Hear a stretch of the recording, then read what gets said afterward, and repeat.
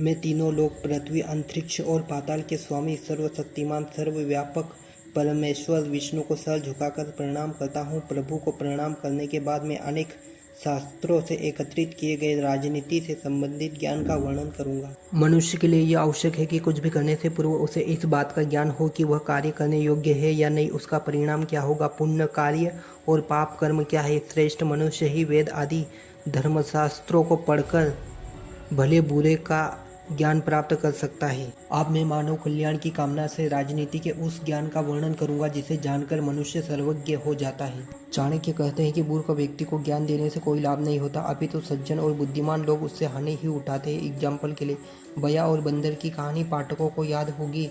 मूर्ख बंदर को घर बनाने की सलाह देकर बया को अपने घोंसले से ही हाथ धोना पड़ता था।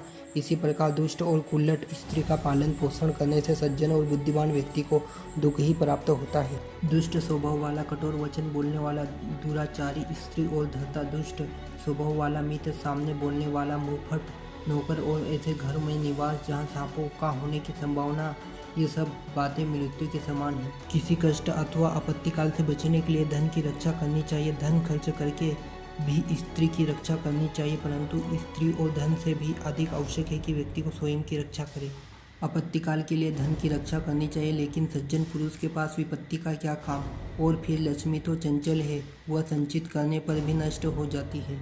किसी अन्य देश अथवा किसी अन्य स्थान पर जाने का एक प्रयोजन यह होता है कि वहां जाकर कोई नई बात, नई विद्या, रोजगार और नया गुण सीख सके, परंतु जहां इनमें से किसी बात की संभावना न हो, ऐसे देश या स्थान को तुरंत छोड़ देना चाहिए। जहां लोक यात्रा अर्थात जीवन चलाने के लिए आजीविका का कोई साधन न हो, व्यापार आदि विकसित न हो, किसी भी प्रकार के दंड के मिलने का भय न हो, लोकलाज न हो, व्यक्तियों में शिष्टा उदारता न हो अर्थात उनमें दान देने की प्रवृत्ति न हो, जहाँ ये 5 चीज़ें विद्यमान न हो, वहाँ व्यक्ति को निवास नहीं करना चाहिए। चाणक्य कहते हैं, जब सेवक को किसी कार्य पर नियुक्त किया जाए तब पता चलेगा कि वह कितने योग्य है। इसी प्रकार जब व्यक्ति को किसी मुसीबत में फंस जाता है तो उस समय भाई, बंधु, रिश्तेदार की परीक्षा होती है। मित्र की पहचान भी विपत्ति के समय में होती है।